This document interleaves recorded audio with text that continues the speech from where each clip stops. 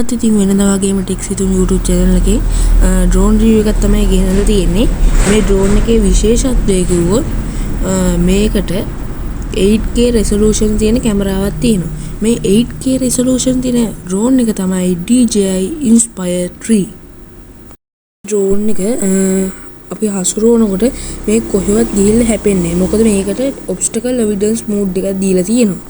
මේ drone එකේ විනාඩි 28ක fly time එකත් එක්ක අපිට මේක කිලෝමීටර් 15ක දුරක් දක්වා යවන්න පුළුවන් හැකියාව ලැබිලා තියෙනවා.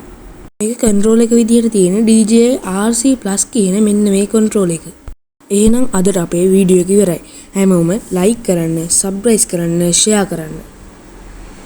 ආයෙත් අලුත් වීඩියෝ එකකින් හම්බෙමු.